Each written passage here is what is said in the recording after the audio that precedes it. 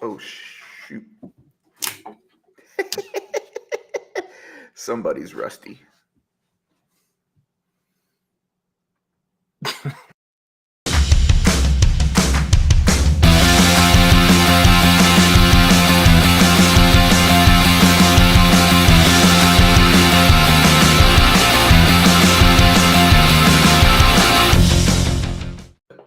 The thing went 3, 2, 1, and I'm just so used to like clicking and the video starting, and like the video didn't start, and I'm like, what's going on? I don't know. Maybe you getting up for your drink threw me off or something like that. Welcome to Dynasty Saturday Night 5.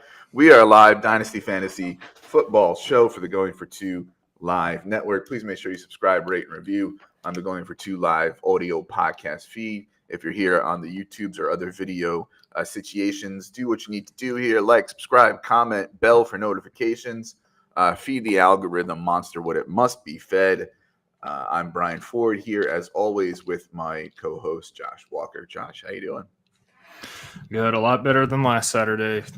I know I put it out there that had some issues with my dog. He's slowly getting better. Don't think it's going to be anything too crazy permanent, so that's really good. Yeah, in a better headspace, and happy to dive into this, honestly. Yeah, that stuff can be tough. I was a little concerned, like, because when the back legs start to go, that's kind of, it was kind of how one of mine started to go. And when you said neurological, that's how one of my other ones started to go. He had the stroke and the head tilt, and I was like, oh, poor guy. Tino now, he's 14 years old and a schnauzer, so he's kind of getting up there. And now I think he will have a permanent head tilt where he's just always kind of looking sideways. But now that he's doing better, it's cute. Yeah. It was very sad at first, but now it's cute. So yeah, it is, right. And and let's be real, right? Like, they come to our lives and they're mean and they leave us because that's mean. You're not supposed to do that. Yeah, no, you're supposed to live forever. Yep. But yeah, we give them hopefully great lives while we can. As I get older, I think what I'm going to do is when I adopt, I'm going to adopt like middle age and and land and just kind of land the plane with them. The last 5 or 7 years of their life. Get some good years, but because the older guys are harder to adopt. I adopted these guys when they're like 7 and 8 6 and 7, and we're 8 and 9 now. So yeah.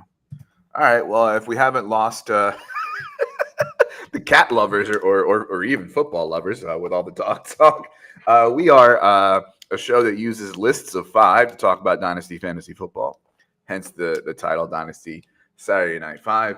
And tonight's episode is going to be like a lot of folks that you're seeing this week in the content, and that is early rookie takes, right? And in fact, my early rookie takes tonight would probably be a little different from what they were if we had, enjoyed our live show last week if we didn't have the emergency. So you're getting a fresher update this week. Anything changing about your approach to how you're looking at rookies this year as opposed to in the past?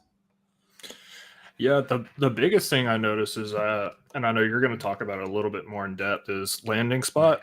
I'm going to pay a lot more attention to that because I think that I underestimated the role that is that played this year with rookies. And especially a few I'm going to talk about. I'm going to really pay attention to landing spot. And that's really when the changes are probably going to happen in my rankings. There's 2 things. There's the combine, see how people run and test, and then obviously the draft. And besides that, I'm not going to tinker with it too much. I'm not going to get cute with it. I'm just going to wait until I see results. I tinker. Hold on. Someone's at my door. Give me just a second. Yeah. That's okay. Every few hours, I tinker, which is probably a little too obsessive. As far as this year for me, in the last couple of years, I've been able to start early in the process, like before Christmas, and go deeper. The way that my schedule has worked the last couple of years, it's a little more flexible, so I can squeeze in content here and there. Like a 20-minute podcast on a dog walk. That's research for rookies, right? And so, but I also am trying to kind of not, with the autistic brain and everything, I have to listen to every single podcast about every single rookie all the time, everywhere, and take notes and all that. That can get a little whatever. So I'm trying to reach a happy medium this year because because last year I really burnt myself out, and it just really messed with my rest and my health and all that. So trying to keep it a little. But as far as like process goes, I would say that I don't consider myself the talent evaluator that a lot of folks do. I certainly watch film. I was just watching Dylan Johnson against Michigan, on the Dynasty Nerds film room. Shout out to them. And I will look at numbers and that sort of thing and dive into that. I have subscriptions to places. I do have a subscription to one place that kind of pulls all the existing numbers together and kind of, highlights things and all. So, it's definitely more of like a research-based thing, definitely more of like a seeing what the streets are saying kind of thing. The thing is, in rookie season, like, how can I put it? A lot of people in the fantasy community want to be, and that's fine. They want to be the person who, I'm going to watch film, I'm going to chart it, I'm going to do a film grade on them, and I'm going to tell you how talented this person is and all that. And it's like, for me, I do a little of that, but my job in my head isn't that. It's taking what we know about the talent, thinking about market, thinking about draft capital, thinking about how those skill sets transfer into fantasy and how will I take them in a rookie draft, right? Like, and to me, that's my job. And that's kind of what I try to do. I just want to check in real quick. Julia, NBA Rigged, haven't seen you in a bit. Howdy, Brian and Josh. Happy Saturday to both of you. And are we both ready for the Puppy Bowl tomorrow? Yeah, I am. I watch at least a little bit of the Puppy Bowl every year. These guys kind of don't really notice. They kind of look, and it's like, and my older dogs, they would watch a little bit more and kind of bark at it, and that sort of thing. But yeah, I love Puppy Bowl. Let's go for it. Yeah. My dogs are, and I was just talking about how much I love my dogs, but I think they're too stupid to realize what's going on. They don't care about anything I ever watch on the TV. So I don't know if they just don't pick up what's going on or they just don't care. But yeah, I love watching it though. And we got Julia checking in and asking you how you feel about Raheem Morris and all that going down, because you're a Falcons fan. Yeah, no, I'm actually very happy. It wasn't exactly who I wanted. I wanted Slowick or Johnson, but I really don't blame them for taking the route they did, given the way that worked out for Bieniemy. But I like Raheem Morris. I think he's going to bring a good attitude change. I think he's going to hire the right people at the coordinator positions to really bring out the best in the offense. And he did that already, hiring the Rams passing coordinator. Yeah. So I'm actually really excited about this season. Yeah, I know it. I know it's hard for some people to say, well, some Rams passing court. It's a really good sign because those two worked together. The coordinator worked under McVay. We like what McVay's doing with the offense, and it means that we're going to have someone who is competent and is innovative and will know how to use the players. And that's all we ever really wanted. And so wheels up on Bijan Pitts and Drake London. Absolutely. Yeah. All right. So this show is brought to you by Underdog Fantasy. Underdog has it all. Player pick'ems, DFS. You can go on there now and do some player pick'ems for. I heard there's a football game tomorrow, and they got me. Big board and little board have already started as far as 2024 football best ball drafts, and I have a few going there. Deposited a little bit of money and trying to see what the market says this early in the process. They're not just football; they got every major sport. Sign up with our promo code GF2 if you go to underdog.com or go to the Underdog app and enter the promo code GF2. If you are a new account, they will match your deposit of up to $100. If you're looking here on the videos, we have a nice shiny QR code for you. You can scan that, and it'll take you right to Underdog and use the promo code GF2. Make your first deposit. Up to $100 of that first deposit will be matched by Underdog. And deposit, start playing, start winning.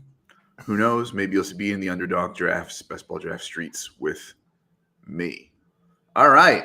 Time to get on with our main topic of the show, which of course is our early rookie takes. Facebook user checking in with the wave and a smiley face. For some reason, I think Facebook doesn't like it. The names don't translate the way the two technologies interact. So a lot of people on Facebook end up just being Facebook user. But hi, Facebook user. Yeah. All right. So Josh, kick us off with your first early rookie take.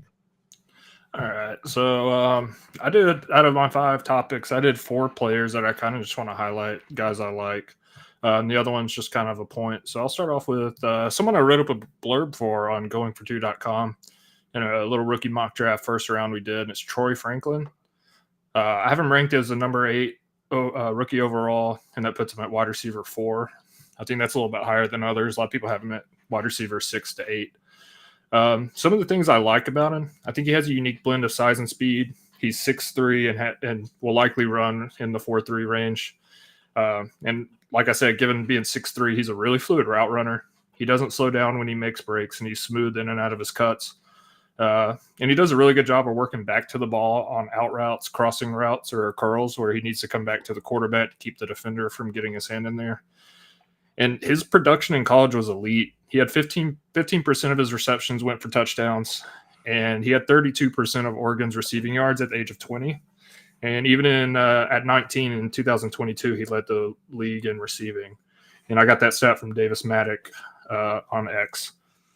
And I just think he has the ability a game-changing ability to take a slant or a medium cross and hit his 4.3 speed and take it for a touchdown. He does have a few cons, though. He could improve on tracking deep balls, running under the ball, and making it easier for his quarterback. And he's a little slim on his frame, so he's not the best run blocker right now, but you could probably improve on that. So, yeah, those are the things I like about him. I think he's going to be a really good steal for a team in the late first round. And I think he's going to be, given where he's going, I think he's going to bring pretty good value at the end of the first in rookie drafts too. Yeah, I'm on board. I like Franklin. I was a little surprised to hear you say that folks had him wide receiver 6 to 8. I was listening to an ESPN first draft podcast that it was, to be fair, a little while ago, 10 days ago or so, 2 weeks ago, and he was outside their top 10, and I was like, "What the hell's going on? This is like egregious, right?" And for me, he's 5 at the moment, but I'm starting just in this last couple days or so. Starting to make my tiers as things get a little more, I don't want to say clear because, it's February and things are murky, but just kind of the way that I'm seeing things. And for me, I have him, Worthy, and Brian Thomas in that next tier of the next 3 wide receivers. And I'd be comfortable with really any of them, 108 to 112 in there, I like all of them. There's some people who push back on Franklin about like the physicality and the hands. And I think sometimes that depends on, the bar you're using or like the tape you're watching, because like there are people who will defend that and show how the physicality and stuff improved in 2023. I think overall, as you're saying, when you look at this wide receiver landscape and you're looking at after the big 3, who are the guys that we're going to target, I think he's definitely a guy with great upside, to target. I took him in another mock that I did with the SGPN folks. Yeah, I mean, I think when we're thinking about range of outcomes or player comparisons or things like that, he's I don't want to say Jordan Addison because he's taller, he's 6'3", and he's heavier, but and he's got more of a pronounced deep game. But I think that kind of explosion as a wide receiver 2 for an NFL team, but that will still be more fantasy relevant than some NFL teams' wide receiver 1s. I like him. Yeah. Yeah, I was, before you said Jordan Addison, I was kind of thinking about that. He does remind me of Jordan Addison, but I think he has a little bit more upside because he's taller, and I think he has more flatline speed and yards after the catch ability than Addison does. But they had some similar flaws, and I think he's even a little bit better at route running than Addison was too. Given his size, he can get separation pretty well. You're going to hear a lot too about versus press coverage, right? And it's like every year we could load up our spreadsheet and without even watching wide receivers, just load in one column struggles against press coverage, and then it's probably easier to take out the ones that don't, right? Yeah. But I think we have to look at this in a new light, right? I mean, I think one of the things that, because of my landing spot mantra is based on changes in the NFL, at least partially based on that. And when you look at changes, like 70% of plays are zone coverage, right? And even a guy like Franklin, you have to respect his deep game so much. How much press is he gonna get? Like, so to me, does that flaw matter as much these days? No. I mean, certainly you want a guy who can win as many ways as possible, and I think the top three kind of, check a lot of those boxes. But if that's your flaw, and that's probably the thing that's going to happen to you least in the NFL, like, do I care much about that? It comes down to, you want a guy that can do everything else, or do you want a guy like George Pickens and Gabe Davis who can beat the press coverage, but once they get past that, like, what are they going to do with it? Probably not much, because that's all they can do. Not everyone's like that, but I do think you kind of got to pick and choose and just be like, look, this might be kind of an issue, but I think it's not going to stunt him from being a productive wide receiver, like you say, given the amount of zone teams play. By the way, do we need to have an intervention for you? You have a blue check now, and you just called Twitter X a few minutes ago. What's happening to Josh Walker? I hit my 30s, and I just completely lost all my values. Petty bourgeois, Josh Walker. Yeah. All right. So I guess I'll go with I guess my wide receiver, my wide receiver take, and that's more of a kind of a landscape of the position, right? I'm seeing a log jam after the first, like, maybe 7 or 8 guys. Like, I think we've got a confident top 3 for those who may not know, or we're talking about Marvin Harrison Jr. and Neighbors and Odunze. My next 3 of Worthy, Franklin, and Thomas, for me, solidly is that next tier. My next guy is Ladd McConkey. I think he can flirt with that next tier, but doesn't have that ceiling that tier above him has. And in recent days, I've kind of said, you know what, I'm going to throw in that tier too. In that tier as well, because it's the third tier. Ladd McConkey, it's Adonai Mitchell and Roman Wilson, because Roman Wilson is getting a lot of, like, real confident he's going to get drafted day 2 buzz with his performance at the Senior Bowl. And so for me, it's kind of the Wild West after that, first 7 or 8, right? And it's kind of like pick your flavor. Do you have confidence in the big guys like Xavier Legette and Keon Coleman?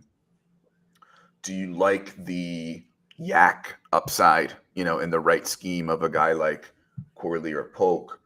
Corley, do you like, the solid floor of a Jalen Polk? Are you a fan of Jacob Cowan, strong analytics, and kind of tailed off a little bit in 2023, but Tet McMillan was rising there in Arizona. Do you like the flashes at the Senior Bowl of guys like Ricky Pearsall, Jaquan Jackson? Do you like Malik Washington, who's growing on people after shining at the Shrine Bowl? Tez Walker has dropped, but is certainly viable as far as NFL draft goes.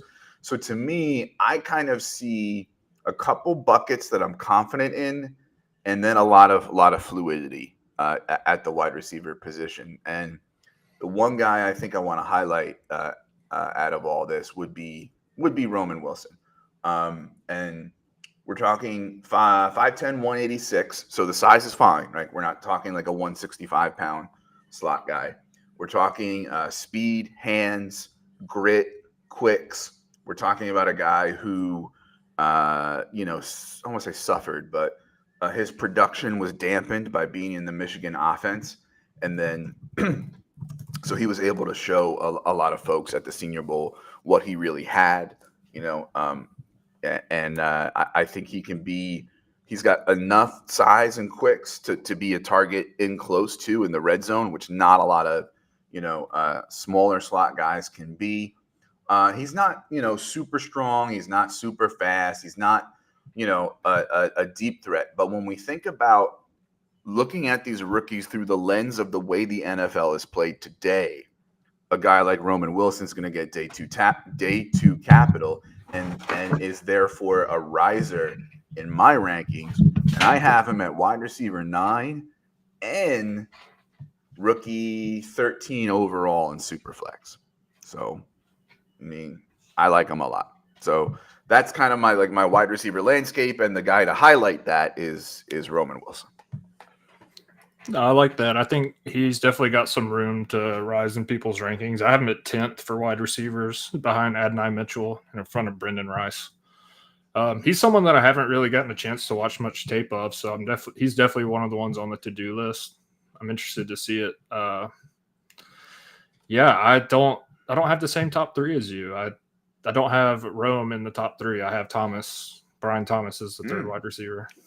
Which is it's still early. A lot can change, but Jamie showing some love for Brian Thomas as well. Yep. Has him 4 over Franklin. Tell me why you like Thomas more than Odunze. I don't think I've seen anybody do that. There are some charts and metrics I saw that kind of soured me on Rome Odunze, and I think he kind of benefited from that offense. I just think there's more bottom out potential. Like he might have a higher ceiling, but I also think he has a lower floor.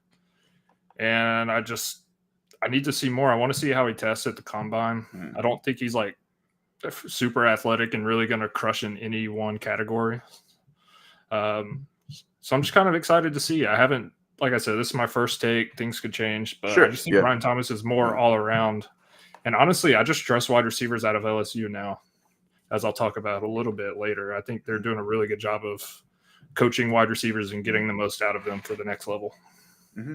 Yeah, I mean, certainly there's some, I can get on board with some of that, especially the idea of there are some folks who say, well, Washington ran a pro style offense. He had Jalen Polk there to keep the defense's attention and was able to then be the type of vertical threat that Michael Penix likes to throw to, but also kind of, Thomas kind of benefited from Neighbors being there too. My concern with Thomas is I see him as this class, the wide receiver class, has more bigs in it than we had last year. Last year, the guys were smaller.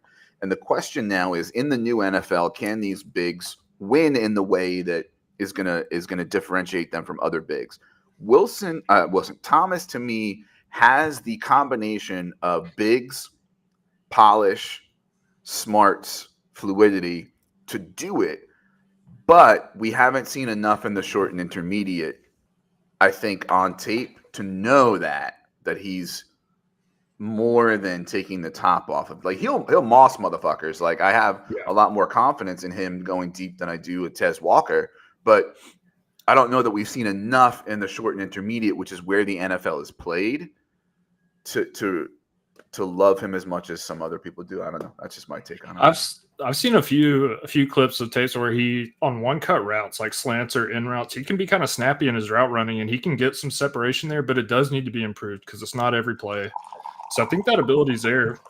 And like we said earlier, talking about press coverage, he can beat press coverage and get behind a defender pretty easily. Mm-hmm. So I think that's a plus, and I think he can definitely improve on the rest, like intermediate and short route running with some good coaching. Right on. And your next rookie take. All right. I've been waiting to – this is the guy I'm the highest on compared to consensus right now, and I truly feel people will catch up to me. It's my favorite running back for my favorite team. Oh, no. Audric Estime. Look, this is part me being a homer, but also there are stats to back it up. Yeah. This dude is the best running back I've seen come out of Notre Dame. He's a decent bit better coming out of college than I thought Kyron Williams was. And I mean, I have him ranked at 15 overall, and he's my RB2 right now. But that is a very tight group of running backs, and a lot can change. Kind of like that 20 to 32 in wide receivers, how it's very fluid. Things can change. But right now I have him at running back 2. And some of the reasons I do is he's a physical specimen. I mean, the dude's 5'11", 227, and he's jacked. And he's 20 years old. He has a really good leg turn, and once he gets going, he's really hard to bring down one-on-one. Especially once he hits the hole and finds his lane and gets his eyes set on the end zone. And for his size, he's a decent receiving back. He's not like a complete you got to take him off the field on third down because, he's not going to go out there and run the right route or make a simple catch. And his main strength is one cut running, like making a cut and then hitting the hole with acceleration, speed, and force. And he can make someone miss in the backfield. I've seen multiple times someone gets penetration, he makes them miss, and then he gashes the defense for a 15-yard gain. For his size, being 227, his lateral agility is really good. He's pretty elusive for a guy his size. And I think that's highlighted. He was last year in college. He was first in yards per carry at 6.2. And for his whole career in college, he averaged over 4 yards per carry after contact. And just to highlight his last 25 games, he really hit a stride. He rushed for 2,538 yards and 30 touchdowns in his last 25 games in college.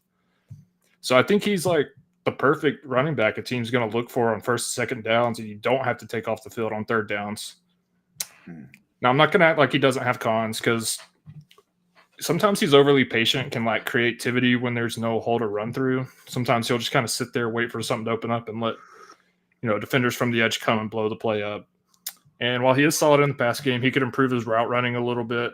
His hands are fine, but I think that's just for screens and little, dump passes. Mm-hmm. And he's aggressive in pass protection. Like, he's not afraid to stick his shoulder into a rushing defensive lineman or linebacker, but I think he might struggle a little bit against DBs and quicker edge rushers who can not just run straight, but use moves to get around him. So I think he needs to improve that a little bit.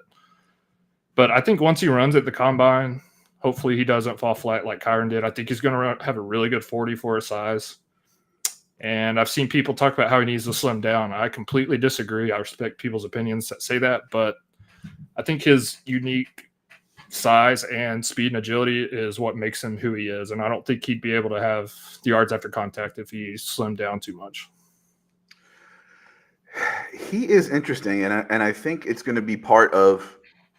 I might as well, at least in a minute or so, move into my running back take, because he's definitely a big part of that, because it's sort of like this fulcrum of like, where is the turning point of where does my huge tier of like, I don't know, like I love all these RBs, or at least I like them equally. He's kind of in like at that point, at the end of that tier for me. I guess, the knocks on his elusiveness and speed, are I think valid. I think when you qualify it with for his size, sure. But, in the end, when these NFL guys are bigger, faster, quicker, stronger, that you're going up against a defense, I saw the people I saw break his tape down the most recently were trying to essentially show how the PFF elusiveness grades are too high for him, and they're inflated because they just didn't see it on tape. So I definitely am lower on him than you. Like, he's my RB8 at the moment, and so I guess I might as well go into my next take, which is the RB take, and that is, we don't have anybody in this class that I'm liking as much as I liked Breece, Bijan, Gibbs, maybe even Walker, maybe even Charbs, from the last couple of years. But we've got about 6 to 10 guys who could all at some, end up being the RB1 in this class. And because of the combination of the changing in RB at the NFL with a class that is flat at the top, but not very good at the top, and a sneaky good free agent class of running backs, we're looking at draft capital landing spot meaning so much right now for this RB class, right? So I guess my take is to caution anybody against having really strong RB takes right now.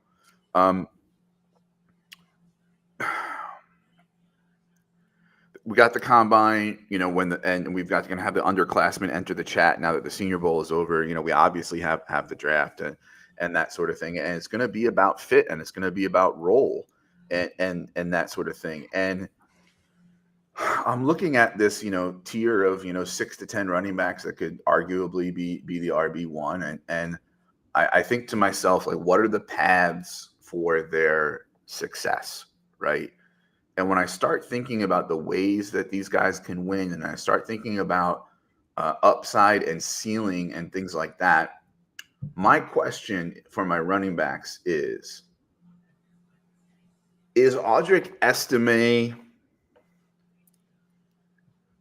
and I know how you're going to answer this, but I'm saying out loud. Does he belong up there with other big guys with flaws like Braylon Allen and Trey Benson? Or does he belong with, a guy who's another thumper, an underrated receiver, but I think a tier below those guys with Ray Davis? Like right now, like Audric Estime is like the Estime line. Like where does he fit? Is he up there with my big huge tier of 7 guys who I think could all be RB1s, or is he down with my Ray Davis, my Isaiah Davis, and my Shipley? Right now he's at the top of that next tier down. I think he's going to be in the NFL a short yardage and a goal line guy. He's got upside for being a 2-down guy, early down guy. I don't know that he has the upside for a 2-down guy that I see in Braylon Allen and Trey Benson. And so maybe that's why I'm thinking of making like a mini tier right now of like the big bruisers who I see as less likely to have 3-down upside, and than some other guys being Braylon, Trey Benson, Audric Estime, and Ray Davis. I think that should be my tier, maybe like the bottom of my top tier and the top of my second tier as like the big bruisers with limited 3rd-down upside. But even then, he's still going to be 8, and he's still going to be much lower than the way you have him ranked. But again, running back is so fluid. If you're in mocks right now, if you're looking at rankings, basically everybody's just kind of waiting to find out more information on the running backs. So the entire 12 picks of a first-round Superflex mock are non-running backs, right? And then you start seeing them fire off in the second because people are like, all right, I might as well take a shot on the running backs now. Inevitably, 1 or 2 of them is going to float up. 1 or 2 of them is going to float down. But I still think the second round will be a running back heavy round.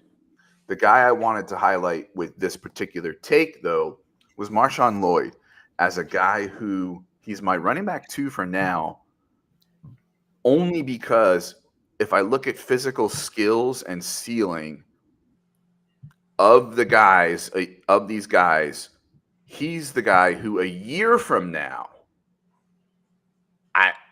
I think it has the best chance of being like, wow, he's like an explosive guy doing, good fantasy production with somewhat of a 3-down role on a team, right? I don't think he is the safest by any means because he's got a lot of bust to that boom game. He's kind of like Ken Walker-ish in that way, except a better pass catcher. Like play to play, it's not great. Like you see him make some dumb plays, but like, I don't know. So that's my take on the RBs. Yeah. I think this running back class is going to be what we hoped for from the second round in last year's running back classes, because guys like Bigsby, even Charbonnet was disappointing, and we expected more output in their rookie year. But I think that has a little bit more to do with the way the NFL is shifting into easing running backs into the playbook and playing time.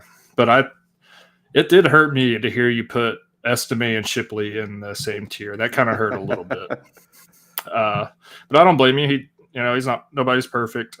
I have my first tier is 6 players, and I have Lloyd in that first 6, and those could, fluctuate any which way given. So it's very fluid right now. So I'm going to jump to another wide receiver who you kind of briefly mentioned before. Mm-hmm.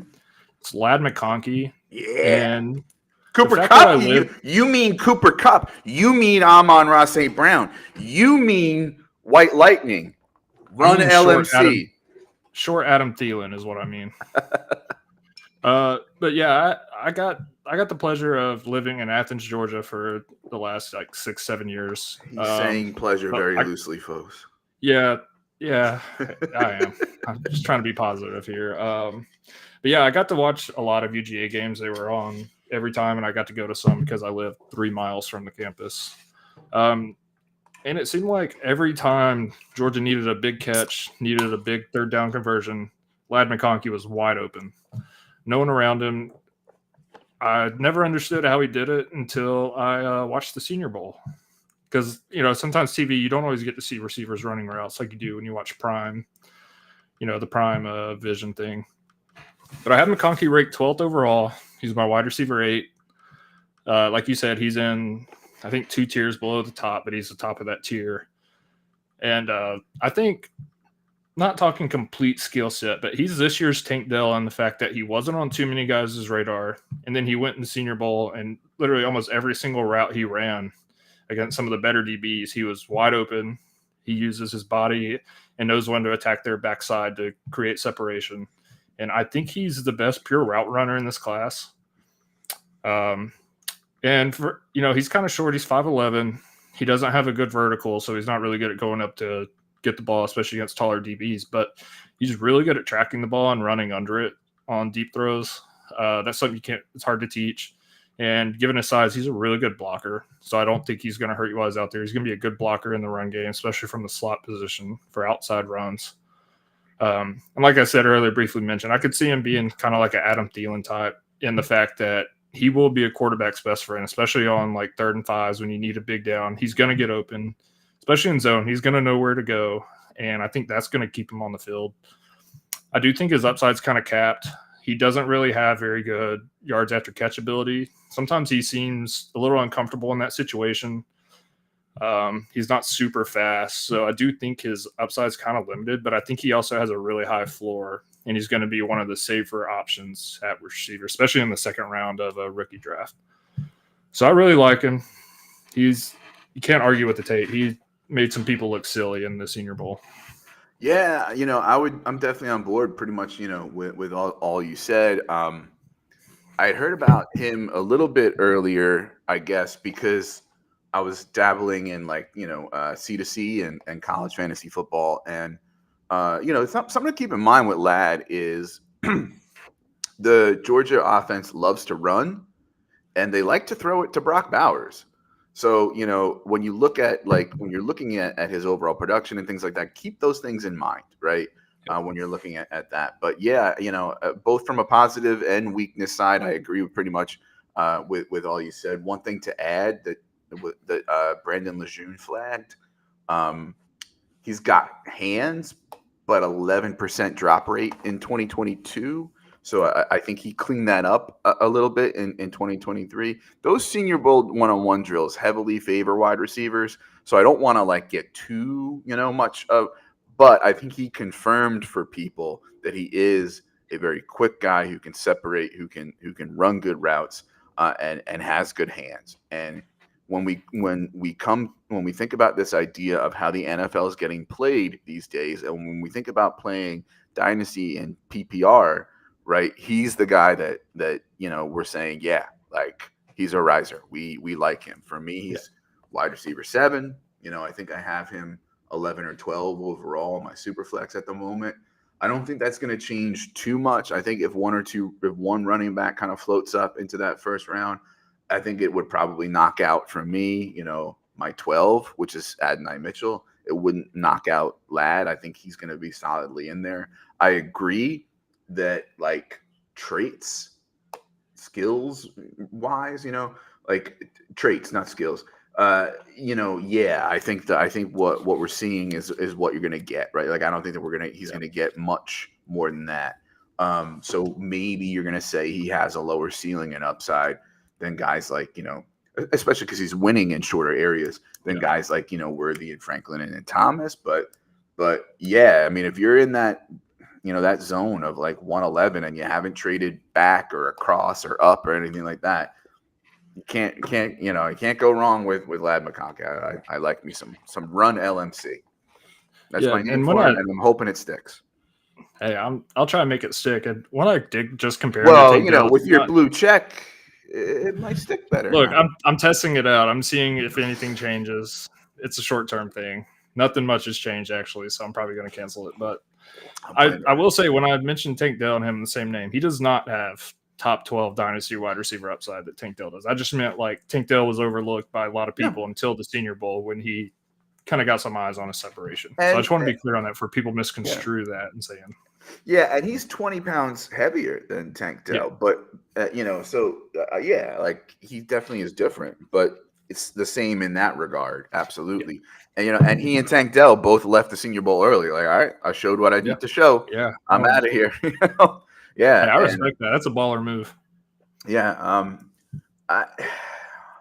So I guess that'll take me to my my next take, which is about landing spot and situation mattering. So my mantra this offseason is that landing spot and situation matter more than they used to, right? And especially for guys that are after the first tier or two, where we're pretty confident those guys are going to be pretty good no matter what.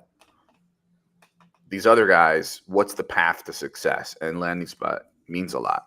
Now, folks like my partner on my other show, Dynasty Fever, Jesse Schneeman, he'll push back and say we're very bad as a community at predicting what's going to happen in these situations. And I think he's right in the sense that we're bad. I don't know about very bad, but we're bad. But I think we're getting better, and I think we have no choice but to try, because we've seen coaching, scheme, landing spot, situation really matter and make or break the first 1 or 2 years of fantasy football careers recently. Guys like Kyron and Tank Dell and Puka come to mind, right off the bat in that scenario. And therefore, it's going to make or break their value in Dynasty and that sort of thing. So I think we have no choice but to try, right? Now, another knock on my take, that another plus for Jesse's take, is that I forgot to mention the other night on Dynasty Fever. There are 2 offensive coordinators right now in the NFL who are the longest tenured offensive coordinators. They were hired in 2022. Which speaks to what Adam Harstead says, and that is situation changes faster than talent, which is another mantra which I believe, right? Situation will change faster than talent. So I'm not saying that landing spot matters more than talent. I'm saying there are certain cases where we have to weight it and where we have to say this is a good fit or a bad fit, where a scheme fit, a team fit is going to make or break a guy. And so the guy I want to bring up to highlight this point is Malachi Corley. A guy who is the Yak King, right? And he went to the Senior Bowl and he showed us a little bit more with the route running than we knew, because we wanted to see him run a route that was more than 5 or 10 yards, especially, because his ADOT is low. Now, low ADOT doesn't sink somebody. It can work for you, but it also, if that's it, then you're kind of limiting the ways in which you can win, right? And manufactured touches and gadgety stuff doesn't mean as bad as it used to because of the changes in the NFL, but it also limits the ways in which you can win. And if you're getting all this rack and yak in the MAC, as a senior too, then also, I think we have to be a little bit skeptical. But on the positive side, great build, great after the catch, making people miss and breaking tackles. And from all accounts, a leader and a hard worker and someone you're going to want on your team. The question is going to be, where does he land? Does Malachi Corley land with a coach and a staff and a team that we think can develop him and use him well and use him properly? Or does he end up somewhere where it's like, ooh, I don't know. I don't know that I trust that coach to do well. I don't know that I have off the top of my head an example of either, but let's say he went to the Chiefs. I'm intrigued, right? As much as they already have Rashee Rice doing some of that, Rashee Rice is doing that because Sky Moore and Kadarius Toney couldn't. Yes. Rashee Rice was more of a downfield guy. Oh, he was mixed, but he was more of a downfield guy in college than he's shown in the NFL. The great thing about Rice that you like is that offense makes you learn all 3 wide receiver positions. And in that process of learning all 3, he's on the field and doing well. He's not getting confused, like he could be going from SMU to the Andy Reid offense. And he's playing a role that wasn't really the role he played in college and doing really well at it, right? So if the Chiefs drafted Corley, they could kind of make Corley Rice and then make Rice more versatile. I'd be very intrigued for both of them. If he went to, let me pull up the draft order here. If he went to the Giants, I don't know, right? Like, we got Wandell there. I was just going to say that's a team of slot receivers. It's kind of meh, right? Like, if he went to Pittsburgh with Arthur Smith, right? Now, listen, he could be Cordarrelle Patterson, which Arthur Smith really loves, but I like Arthur Smith as a designer of an offense. I don't know that I like him as a person who is going to use guys right and get the most out of guys. Like, I don't know that I trust that. Although without the head coaching responsibilities, he may do what he did in Tennessee, which was pretty good. I don't know who the coordinators are in Tampa, right? Dave Canales, left, the quarterback guru.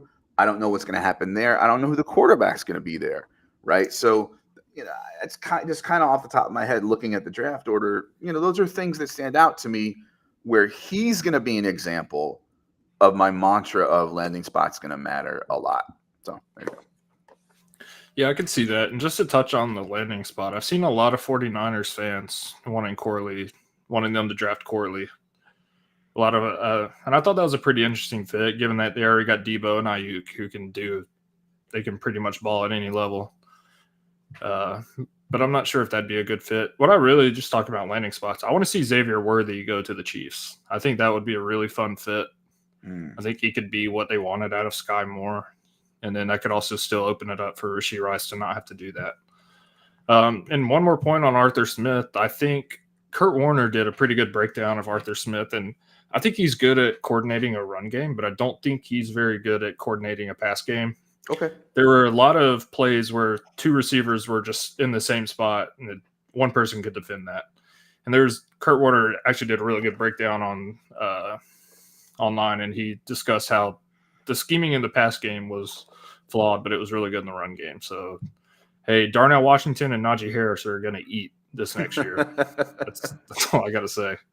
All right, I'm going to talk about my RB1 right now. And it's just because I could see him being a 3-down back. It's Bucky Irving. I lost my tab. There we go. Yeah, I have him ranked 14th overall, RB1. And like I just said, I think he can easily come in and be a 3-down back. Like Estime, he's hyper efficient, but he has better speed and can turn any run into a touchdown. He's fast and decisive when figuring out which hole to hit or where to take a play to get the most out of it. And his contact balance is elite. He was one of the top runners in college this year with Trey Benson on broken tackles and forced missed tackles per run. And actually, I found a stat on Twitter. Forced missed tackles per carry is 0.359, which is just behind Bijan and Trey Benson. And those are the highest 2 coming out of college since they've been tracking that stat. So I think he's really good at getting to the edge, breaking tackles, and getting at least 5-6 yards of carry. And he's a 3-down back, and he's a pretty good route runner and has decent hands. And speaking of landing spots, I would give a kidney to see Bucky Irving go to the Texans. They run a zone scheme, and I think that would just break fantasy, having CJ Stroud, Nico, Tank Dell, and Bucky Irving. A really good young core. So that's where I would like to see him go. He does have some flaws. His pass protection isn't great. That'd be the one thing that'd keep him off the field on certain 3rd downs. And once he hits his top speed, he doesn't really have good agility. Yeah. Once he's going down the field, he's kind of just a straight line runner, but he's really fast. So I would like to see him, once someone runs him down, to be able to just make a quick move without losing too much speed to finish the play. But those are the main cons, I haven't really watched a ton of film on him, but the metrics and the analytics behind him are very impressive. So for right now, until we find out where he goes, he's my RB1, but he's in that tier of 6 where anyone could move down to 5 or 6 at just the drop of a dime. So for now, that's where I got him. I really like him. I think he'll fit really well into the current NFL landscape. Yeah, I love me some Bucky. He's also my RB1. I don't expect him to finish as my RB1, right? So he's my RB1 right now because I am the most confident that skill set will translate into today's NFL and fantasy, right? I'm not saying he's Jahmyr Gibbs, but I'm saying a Jahmyr Gibbs mold of the type of running back that he is. James Cook, right? Better than Gainwell and Gibson, not as good as Jahmyr Gibbs, right? I don't necessarily see him as like a true 3-down guy, but I don't know that you can't use him on certain situations. He's not really between the tackles guy, so he's probably going to be in some sort of committee. But in a dynasty world where we play PPR, we like that, right? And so I'm with you on the Bucky love. I got him at RB1, 15th overall. I don't see him probably slipping below my running back 2, 3, maybe 4, depending on how things shake out for guys like on draft day, for guys like Blake Corum and Jonathan Brooks and people like that. But I mean, I love me some Bucky. You know that. Let me ask you this. I wanted to go back to Estimate just real quick for 1 second because I forgot to. I've seen him comped as a less agile David Montgomery, as a Brian Robinson, as a Rashawn Johnson. What do you think of those comps? I've seen the Brian Robinson comp, and I think he has more upside than Brian Robinson. I mean, Brian Robinson was sneaky good this year, and he was, I don't know exactly, but I'm pretty sure he was top 20 in total fantasy production. And that was not even on a good offense that was able to run the ball because they got behind so quickly. I think he has more upside. I didn't see Brian Robinson break as many big plays as Estimate did or be as efficient. And I think maybe I'm admitting there might be some homerism or domerism because I'm a golden domer, but I don't think he's as unelusive as people think. Like, I think he's really quick. Maybe once he gets top speed, kind of like Bucky Irvin, he might struggle with that. But behind the line, when he's standing there, he's pretty good laterally. He's able to make some jump cuts. So I don't agree with that, but I respect it. And I could definitely see those comparisons. I think, if anything, he's Montgomery, but a little bit faster. As for Irving to the Texans, I like it.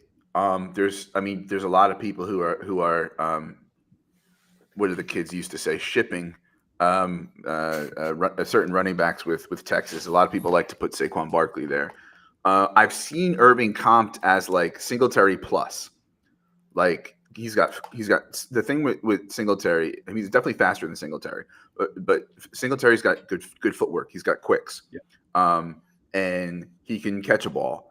And Irving can do both of those, and probably both of those better than Devin Singletary, and he's faster. So I think we've seen a back like Singletary exist well in that offense, and he can too.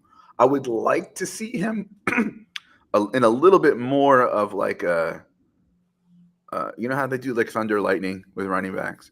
I want him to be Lightning plus, like not just the Lightning, but I also think he needs like a thumper. I think he needs, a bruiser to he can't be like the lead back, I think, in the backfield, right? Yeah, I could see that. It's kind of like Jaylen Warren and even Tony Pollard going back to when they had Zeke. Like Pollard, he was good last year. Like he got a little too much hate, but he didn't produce where he was drafted. And I think a lot of that is having someone else to take some of the offload off.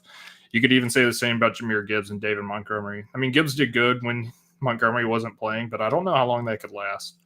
So I think a lot of teams are kind of employing that, and it's not bad for fantasy. Like I don't mind a committee as long as it's 1A and 1B and not you're on the field kind of like Eli Mitchell. Like when McCaffrey's tired or he's got bumped up, you get a drive, and that's it. All right. So we haven't talked about quarterbacks yet, so I'm gonna do my quarterback take. And so I'm going to talk about the landscape beyond the big three, right? I think to start out, I'm going to start out generally with the quarterback position, right? It's so much of it has to do with between the ears and the fit with our coaching staff that we trust to put you in a good position to succeed, to develop you well, right? In other words, to not do what Frank Reich and company did with Bryce Young this year, who, by the way, for me is a buy. Now, how you chop up the first three is interesting, right? Because with the wide receivers, I can see an argument that Neighbors is in the same tier with Harrison. I can see an argument that Odunze is in the same tier with Neighbors. I don't know that I see the argument that Odunze can be in the same tier with Harrison. And that might be where I split them. With the quarterbacks, not getting into the pluses and minuses of all of the big three, because maybe that's a whole other show. I think you kind of have to go with the Caleb ceiling, with at 101 in drafts, at 102 at the latest if you're going to put Harrison up at 101. Because really, if you give him a competent offensive line, right, some of the worst stuff that he put on tape was connected to how bad USC's offensive line was. So if you give him a competent offensive line, some really solid weapons, and you teach him and develop him to kind of rein it in a little bit, right, and take what's given to you, I think his ceiling is very big, and you kind of have to put him there. I personally have Jaden Daniels ahead of May. It's not a strong conviction take because it's quarterback and it's early, but I have Daniels and May after the top three wide receivers because I think the gap in sort of ceiling is there, and I think, especially with comparing Caleb to May, and I think the solidness and really floor ceiling combo of those three wide receivers is so juicy. It's such an important position in Dynasty, right? Not that quarterback isn't, but you know what I mean. Now, which brings me to the take about the landscape after the first three is really interesting because the NFL is looking for the next Brock Purdy, right? And they don't say that, but that's kind of like, and when we look at what happened this year with the bad quarterback play and the injuries and how like 90 guys threw a pass or whatever in the NFL this year, having competent backups is going to be a priority for NFL teams. And they're going to draft them a little higher, maybe. We saw last year, probably higher than expected draft capital for a few quarterbacks like, Stetson Bennett and AOC and, guys like that. So when I look at after the first three, there's like, I like JJ far better than I like Knicks. And it looks like the NFL thinks that, but I think somebody is going to reach and take Knicks anyway in the first round, right? For me personally, I would like to highlight a player named Michael Pratt.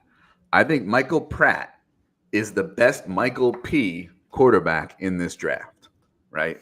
So I look at my quarterbacks, and I got Caleb, I've got Daniels and May in a tier, I've got McCarthy and Nix in a tier, but I really am intrigued by McCarthy being the type of guy whose intangibles get him on the field to produce in fantasy. Bo Nix definitely has good intangibles and leadership, but doesn't really throw the ball over the middle or more than 10 yards, right? So no. I think he's a reach, but I think he can be competent and solid.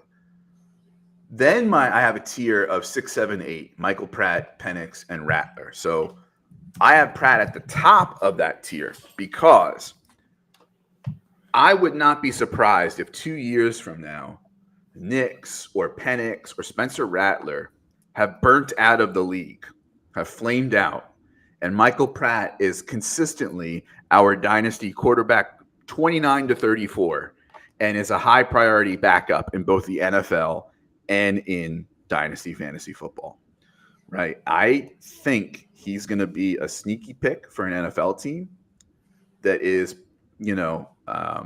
high priority backup, maybe even gets a shot at some point in his career to be a bridge guy for a year or two. I think quarterbacks are hard to really gauge at the Senior Bowl, but nothing really too bad was really said about Pratt. He's got enough athleticism to be what the NFL needs at the position. He's kind of a Purdy in that he has enough of the traits of both, processing, arm talent, and athleticism to do well with the right coach scheme and weapons. I'm a devout middler on Purdy now. I do think he improved, but I do think he is buoyed by the coach, the scheme, and the weapons. And I think Pratt is kind of in that mold and is really a name that I'm intrigued by and I want people to keep their eye on. We all know about Caleb and Jaden Daniels and Drake May. I want people to keep their eye on Michael Pratt. Yeah, I actually agree with you 100%. I really soured on Penix as the year went on, and I have Pratt above him too, just because I think he will be a professional quarterback longer than Penix will. So just a quick thought on the quarterbacks. I agree with you. I have McCarthy over Bo Nix. Bo Nix didn't really do much in college until his senior year, and I think that was just scheme, talent around him. NIL, Oregon has a lot of money. They were able to bring in really good talent. But up until then, and maybe this is me watching every UGA game, every time he'd play a really good defense, he looked rattled, he looked shook, and his throws were just not good in those games. So I do think a lot of his production this year was inflated by the offense, the scheme, play calling, everything. Yeah. But I think J.J. McCarthy and Pratt would definitely benefit taking the Jordan Love route and sitting a few years, being a backup, maybe getting a few spot starts and learning the ropes. And then by the time they're 25, 26, they can be a productive starter. Because Pratt's 22, McCarthy's 21. That's pretty young for quarterback. So especially McCarthy, I think McCarthy would definitely benefit from sitting behind a veteran quarterback. Yes, I hope he gets that chance. Yeah, I really do. I really do. As cringy as him meditating in front of the cameras was, I think he's a good talent. I kind of like that. He's like, it gave me vibes of, the cameras are on. I need to do something. I see what you mean. Okay, it was performative. Yeah. Okay. Yeah. That's right. But besides that, he's a 21-year-old kid. I would have done some stupid shit like that too, but I probably would have done something worse and more offensive. So I don't know. He seems mature. What Josh Allen tweeted when he was 17. I would not have done that. All right, but talking about tiers, I'm going to move that into my last point. And the more I watch tape on Malik Neighbors, the gap gets smaller between him and Marvin Harrison Jr. than the gap between Neighbors and the wide receiver 3. That's more fluid. I have it as Thomas right now, but I think there is an argument to be made that Neighbors is in the same tier. Now I have Caleb Williams 1. I think you're getting cute if you don't. And then Marvin Harrison. And then if I have 3 quarterbacks, like a lot of my startups I did this year, I drafted 4 starting quarterbacks so I wouldn't get completely screwed by that. I might take Neighbors over Jaden Daniels at the 3rd overall, depending on team build. If I want a quarterback, I'll take Daniels. But when I first started looking at this, I didn't think that was going to be the case. And I mean, I think Neighbors is a real deal. He comes out of college with good size, 6 foot, 200 pounds. And I found this interesting. He made Bruce Feldman's 2023 Freaks list at number 33. And Bruce Feldman wrote the 6 foot, 201 pound junior measured at, I got that part out. He's got reactive strength. They essentially describe Neighbors' ability to complete his vertical jump at a very fast rate. So along with having a vertical jump of almost 40 inches, he can get there. Like, he's more explosive. And he can reach that height faster than anyone else, which is huge for a wide receiver who can time the ball well and go up and get it. And on a power clean, this is some really like analytical stuff. He produced 2,700 watts peak power on a power clean, which is remarkable for a skill player. So I think he's got strength. He's got elite athletic genes in his body, And running routes, he's seamless, shifts gears, stops and goes really quick. And he's kind of got, at least to me, he's got a strong lower body with the power clean. And I think he's got a little bit of Deebo Samuel in him to where he's not going to be easy to bring down. He'll run through weak tackles and he'll juke out bigger players. So I think he's going to be elite. I think he can push up there in the Amon-Ra, CeeDee Lamb once he gets a year under his belt as being a top 10 dynasty wide receiver. But I still think Marvin Harrison Jr. is more polished. So I could understand him being in the same tier, but I don't have it there yet, but it's getting very close. I heard somebody compare his lower half to Jamar Chase's lower half, another LSU guy. Yeah, I saw that comp too. And I also saw somebody kind of make me think about, I'm not saying that Marvin Harrison is the obsolete type of big boundary guy. That could be true for a guy like Keon Coleman, Leggett, Devontae Walker, right? But when we think about the way the NFL is played today, which is a topic that's come up a lot tonight, would we be surprised if a year from now, Neighbors is the guy we want ahead of Marvin Harrison Jr.? I would not be surprised at all. I don't know that I have them ranked that way yet, but I would not be surprised.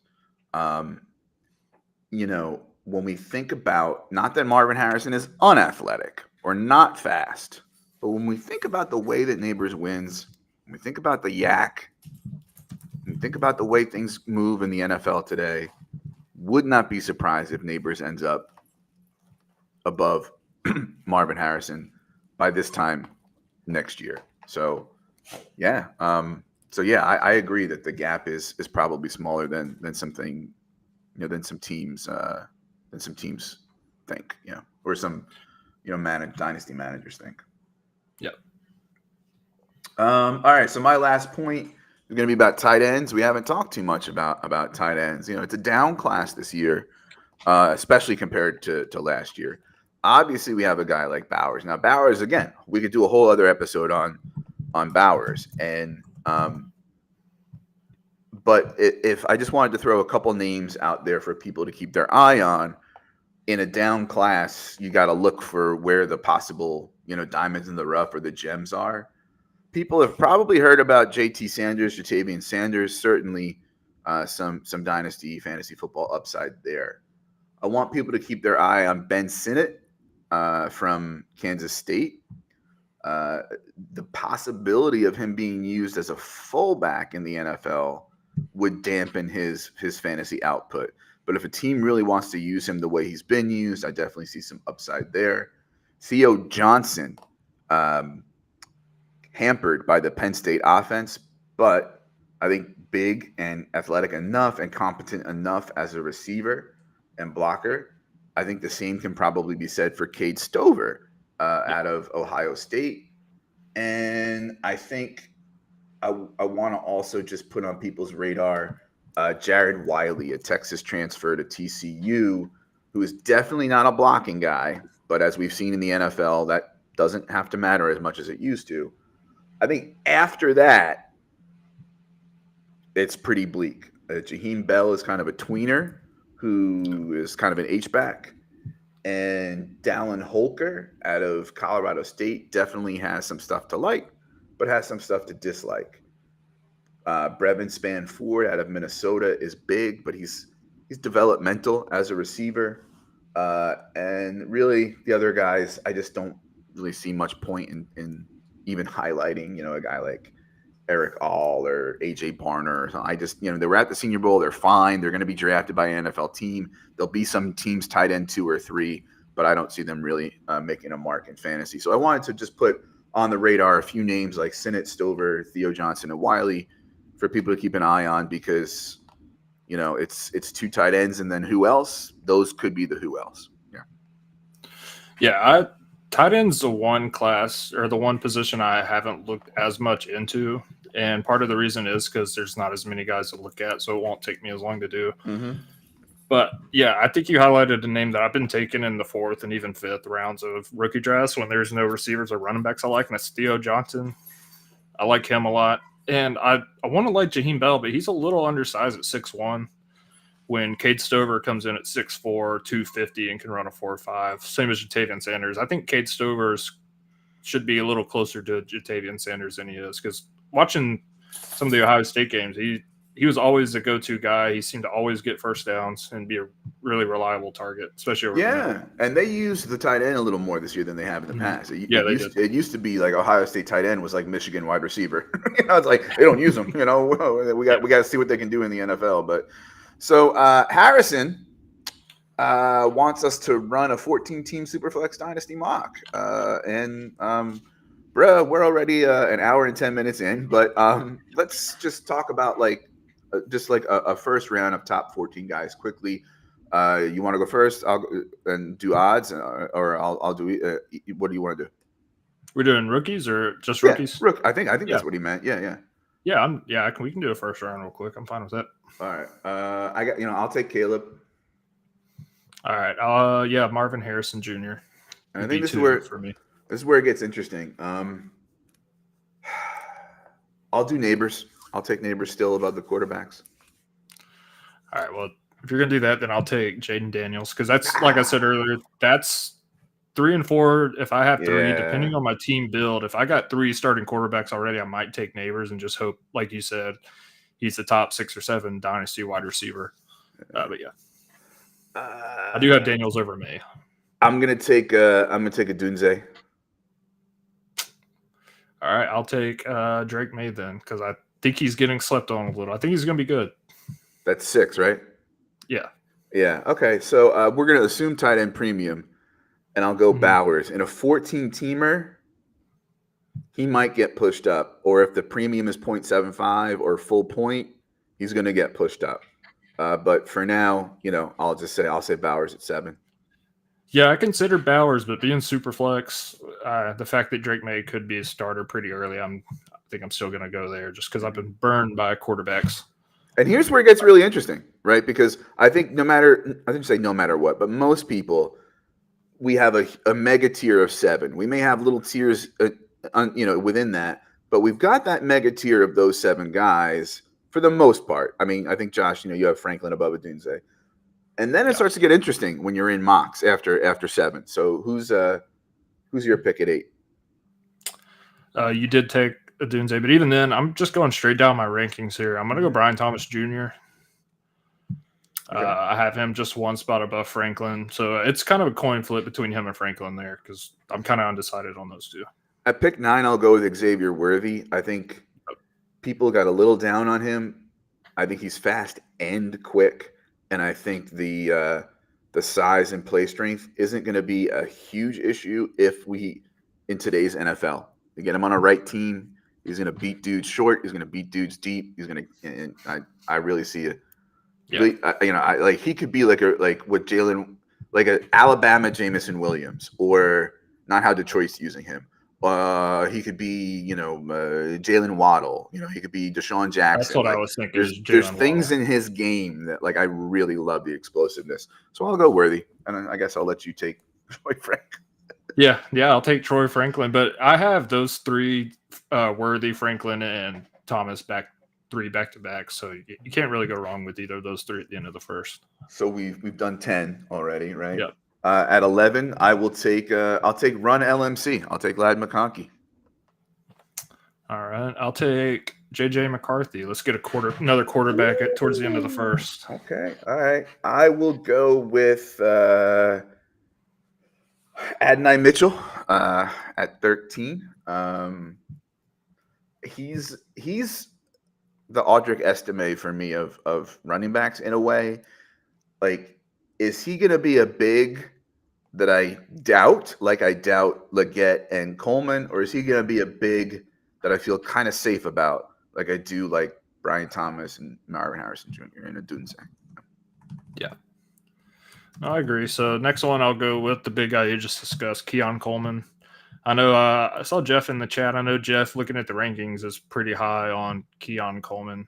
I haven't really watched too much of his tape, But yeah, I'll go Keon Coleman at the I guess the last pick of the first round. Is that 14? I think so. Yeah, because in my top 14, I took McCarthy 12. Yeah. Yeah, Keon would have replaced Roman Wilson in my top 14. So there you go. Yeah, there's 14 for you. I don't know that we're gonna sit here and do 4 rounds of a 14-teamer for you, but that's kind of how we see it. It's generally in the neighborhood of consensus without the information that we still need with Combine and Draft Capital and landing spot and all that. But yeah, I think McCarthy's going to bleed up in there into the late first if somebody takes him in the first round in the NFL draft. I'm hoping a team trades up into the late first to get the 5th-year option for him and wants to put him behind their starter. Or if he gets taken like at 19 by the Rams, I would like that behind Stafford. But if like Denver takes him at 12 and tries to make him their starter this year, he's, I think, going to be overpriced simply because, well, he's a first-round quarterback. We have to love first-round quarterbacks. Yeah. All right. Well, I guess there's some kind of football game tomorrow. Maybe. I don't know. I got a confession. I'm playing. Maybe I shouldn't say this on a fantasy football podcast, but I'm going to be playing Dungeons and Dragons tomorrow night while I watch the Super Bowl. So I haven't done any prop bets or DFS yet. I probably will tomorrow because I'm kind of a degenerate about that. But I'm not going to be paying as much attention as I normally do. I just hope the Chiefs win so I can say Taylor Swift won the Super Bowl. Oh, so I don't know if you saw my tweet, but it was MAGA's turning me into a Swiftie is the ultimate. We love players, not we don't hate players. We hate prices. I don't fucking like Taylor Swift at all. Her music is trash.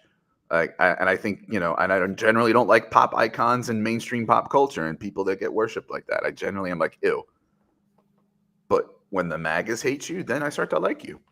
Then you become more intriguing. Then now you're a value. Now you're a buy. You're a buy. And so, yeah, I would love Taylor Swift to be on the field in a Chiefs victory. Not because I like the Chiefs, but just because the trolls will hate it. But yeah, I don't really watch much of the Super Bowl last few years. It doesn't have a huge impact on fantasy really, and it's more of a show. And they do the, for me personally, the dumb military stuff. And this year, fucking Robert Kraft is going to have those, stop anti-Semitism ads, which, we think, oh, that's a good thing. But when you look at the organizations behind it and the definition of anti-Semitism is it's so fucking wide you could drive a truck through it.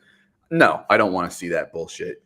So I won't be keeping too big an eye on it either. I'll eat some good food. I'll probably, I'll have a nap before, but probably not during.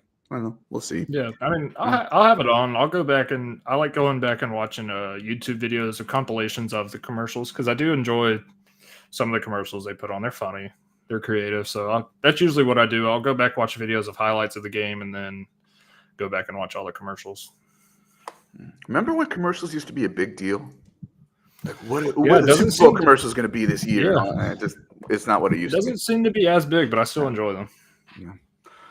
All right, y'all, if we haven't gotten canceled by now with my military and anti-Semitism rant, maybe we will by next week. Sorry, Jeff. All right, time to land the plane. Time for plugs. Josh, tell us about you and your work. Yeah, so you can find me tweeting at Rotonaut, ROTONAUT. I'm sorry, posting on X. You're posting on X. Look. But yeah, you can find me. Baseball season's coming up. I'll be tweeting about some baseball. I'm about to start my first few drafts in the next few weeks. I just published an update of my rookie rankings. I've only done Superflex for now because that's all I play, but I'm going to go through and do one quarterback and just make sure that's set. You can find all that at goingfor2.com. Me and Brian have a channel in the Discord, so if you want to ask us any Dynasty-related questions or want to push back on some of our takes, that's a good place to do it. Yeah, I think that's it. All right. You can find me on Twitter at WFJunkie_. Also do a midweek audio-only podcast called Dynasty Fever at Dynasty Fever Pod. on Twitter, articles, and rankings up at goingfor2.com. We rolled over our Dynasty rankings. So all the tinkering that I was doing between January 8th and like 2 days ago, it's not showing up.